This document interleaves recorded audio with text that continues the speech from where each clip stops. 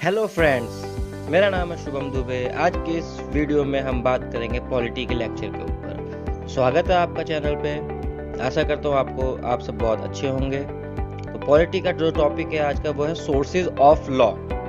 Means law के क्या क्या सोर्सेज हैं। तो बेसिकली आप जानते कि शुरू के टाइम में लोग जो चलते थे वो या तो किंग के जो रूल रेगुलेशन बनते थे उसके ऊपर चलते थे, या फिर जो भी रिलीजियस कॉन्स्टिट्यूशन होता था, रिलीजियस टॉपिक उसके अकॉर्डिंग चलते थे। मीन्स जो रिलीजन में लिखा हुआ है उसी को उन्होंने लॉ मान के चला। बट धीरे धीरे जैसे जैसे कंट्री सोसाइटी डेवलप होती गई वैसे वैसे रूल्स चेंज होते गए।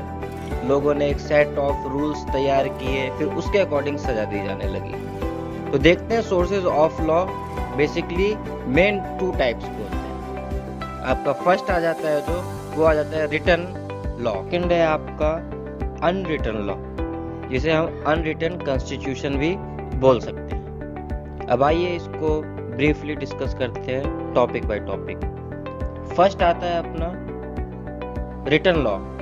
Now what is written law, इसके इंपॉर्टेंट पॉइंट्स क्या है, ब्रीफ समरी में आइए जानते हैं। तो फर्स्ट पॉइंट इसका कि it is a single document. Means A set of rules को हमने एक कॉपी में लिख के रखा हुआ है और जिसे हम कहीं भी कैरी कर सकते हैं, ऐसा।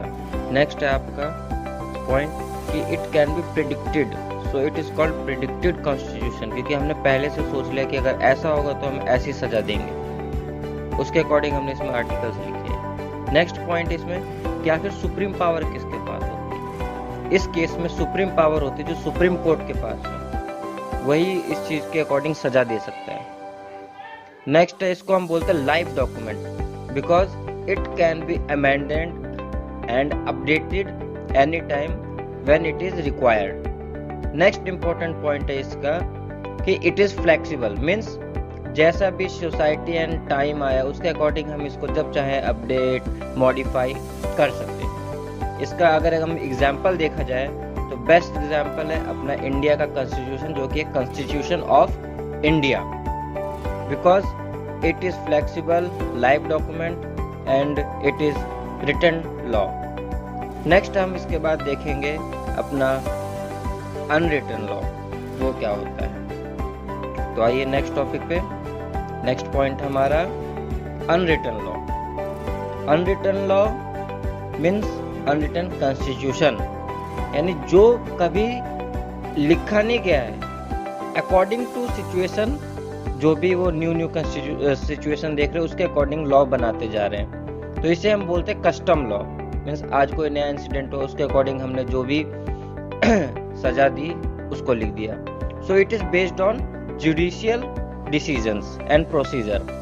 मीन्स अगर ये बोला जाए कि अब से कोई नया चीज हुआ है तो उसके अकॉर्डिंग हमने जो सजा दी वही चीज हम लॉ में लिख देंगे। Now it is unpredictable constitution, क्योंकि इसमें हम जो सिचुएशन है उसके अकॉर्डिंग लिखते जा रहे हैं, इसलिए हमें पता नहीं है नेक्स्ट सिचुएशन क्या, नहीं तो हम नेक्स्ट क्या लिखेंगे। और इट इज, इसमें जो सुप्रीम पावर होती है वो होती है हमारे पार्लियामेंट के पास, क्योंकि वही according to time new rules regulation set करता जाता है और लिखता जाता है। इसको हम बोलते हैं अनरिटन कॉन्स्टिट्यूशन। इसका अगर हम एग्जाम्पल देखें तो बेस्ट एग्जाम्पल इसका है ब्रिटेन। नेक्स्ट बात करते हैं हम अपने कॉन्स्टिट्यूशन की। मीन्स आवर कॉन्स्टिट्यूशन, अपना कॉन्स्टिट्यूशन है कॉन्स्टिट्यूशन ऑफ इंडिया, यानी भारत का संविधान। It is written constitution, means इसमें हमने पहले से सोच लिया कि ये चीज होगी तो इसके अकॉर्डिंग ये अपराध के अकॉर्डिंग ये रूल्स एंड सजा दी जाएगी। So and it is adopted on 26 November 1949 को हमने इसे अडॉप्ट कर लिया था। And it is called live document because we can amend, we can modify, we can update it according to time, situation and requirement. ऐसा नहीं कि हमेशा रिजिड ही रहेगा ये। इसको हम क्वासाई फेडरल गवर्नमेंट भी कहते हैं। क्वासाई फेडरल मीन्स जिसमें सेंटर की भी पावर आ जाती है, जैसे कि यहाँ पे इमरजेंसी के टाइम पे, एंड अपना स्टेट के पास भी पावर रहती है जो कि अपना काम करता रहता है। एंड जो टाइम लगा था इसको बनने में हमारे कॉन्स्टिट्यूशन को, वो 2 years 11 months and 18 days लगे थे हमारे पूरे कॉन्स्टिट्यूशन, पूरे संविधान को तैयार होने में। अपने कॉन्स्टिट्यूशन में नंबर ऑफ आर्टिकल्स जो है वो अभी प्रेजेंट में 465 है, और जब ये बनकर तैयार हुआ था उस टाइम पे इसमें 395 आर्टिकल्स थे। और नंबर ऑफ शेड्यूल की इसमें बात की जाए तो अभी हमारे शेड्यूल्स है 12, और शुरू में जब ये बन के तैयार हुआ था उस टाइम पे इसमें नंबर ऑफ शेड्यूल्स थे 8। फिर अकॉर्डिंग टू टाइम अपडेट होता रहा। और नंबर ऑफ पार्ट की बात की जाए तो उस टाइम पे 22 थे, एंड अभी फिलहाल में प्रेजेंट इसमें नंबर ऑफ पार्ट 25 है। तो ये था अपने कॉन्स्टिट्यूशन का एक ब्रीफ इंट्रोडक्शन। आई होप आपको वीडियो पसंद आई होगी। अगर आपके पसंद आए लाइक करें, सब्सक्राइब करें, शेयर करें एंड हमें सपोर्ट करें। Thank you so much, love you all.